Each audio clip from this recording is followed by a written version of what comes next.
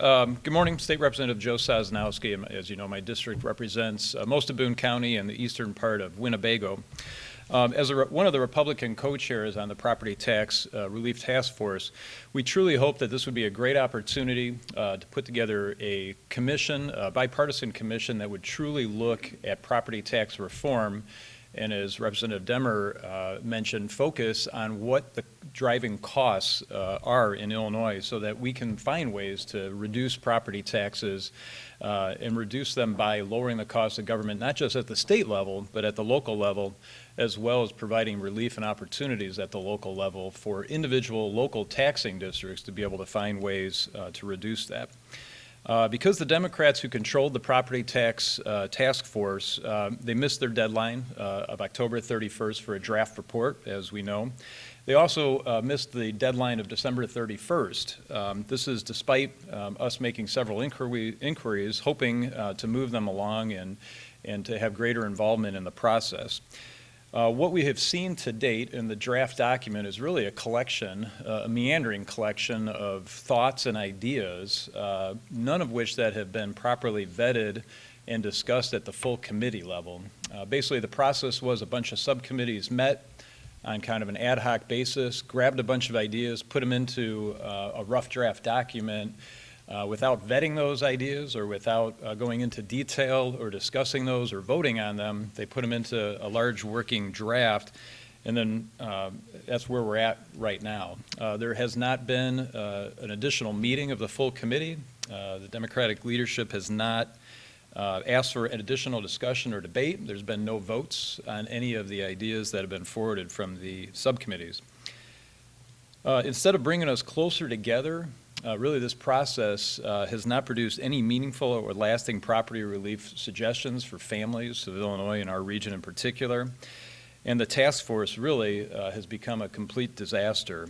As was mentioned by Representative Demmer, it started out with 88 members, which, as you could imagine, makes it a very large, unruly, and unworkable process to begin with. Despite that, we were still hopeful that we would continue to work on a bipartisan basis, but as to date, that has not happened. House Republicans also brought forth a lot of ideas for property tax relief that were summarily dismissed. We submitted many of those, over 26 different ideas at the subcommittee level. Many of those were eliminated from the final draft, even though, again, that final draft was a collection of ideas. Just a few of them include things like addressing the conflict of interest in the property tax system. We can go into more detail on that later, but essentially when you have appeals and attorneys and all these different moving parts, in addition to particular elected officials that are tied up in the property tax appeal system, we thought that conflict of interest was extremely important to discuss in order to find ways to, again, make the system more transparent for taxpayers. Additionally, items like pension reform in order to reduce costs, both at the state and local level, were not allowed or discussed. Greater reforms for local government, including mandate relief for schools, local governments, cities, counties, et cetera, was summarily dismissed. Enhanced transparency on property tax bills, including informing taxpayers of the costs of litigation, workers' comp, insurance, et cetera, were all ideas that we were submitted, and they were summarily dismissed and not included in the final draft. We also suggested opportunities for expanding tax relief for seniors, including possible exemptions from school district levies or portions of that, or expanded assessment freezes. Again, these ideas were dismissed. In addition to consolidation, which parts of that are in that draft, but we suggested a vehicle for school district sharing of resources, also in addition to consolidation.